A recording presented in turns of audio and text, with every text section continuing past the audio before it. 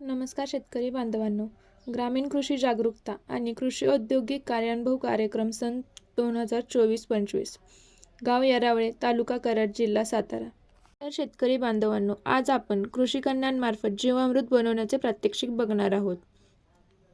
जीवामृत तयार करण्यासाठी लागणारे साहित्य: गाईचे शेण, प्लास्टिकचा ड्रम, गोमूत्र, बेसन पीठ, सजीव माती, पाणी, गूळ इत्यादी. सर्वप्रथम शेण पाण्यामध्ये मिसळून घ्यावे. शेण हे आपल्या मातीची रचना सुधारते व वनस्पतींना पोषक तत्वे पुरवते. मिश्रणामध्ये आता गूळ व बेसन मिसळून घ्यावे. गूळ व बेसन सूक्ष्मजीवांच्या वाढीस चालना देण्यासाठी कार्बोहायड्रेट्स प्रदान करते. यानंतर यामध्ये गोमूत्र मिसळून घ्यावे. गोमूत्र पोषक तत्वांचा आणि सूक्ष्मजीवांचा स्रोत म्हणून काम करते. त्यानंतर यामध्ये सजीव माती मिसळून घ्यावी. सजीव माती म्हणजे शेताच्या बांधावरची किंवा वडाच्या झाडाखालची माती.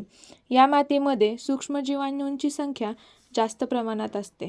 हे मिश्रण आता नीट ढवळून घ्यावे व 7 दिवसांकरिता सावलीमध्ये झाकून ठेवावे. दररोज सकाळी व संध्याकाळी काठीच्या साहाय्याने 5 मिनिटं ढवळावे. 7 दिवसांनंतर हे जीवामृत पिकास देण्यास तयार होते.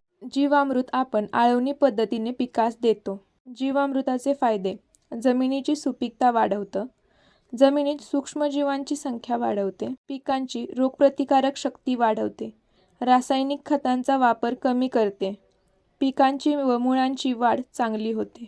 असे नवनवीन कृषीविषयक प्रात्यक्षिक पाहण्याकरता आमच्या चॅनेलला सबस्क्राईब करा. धन्यवाद.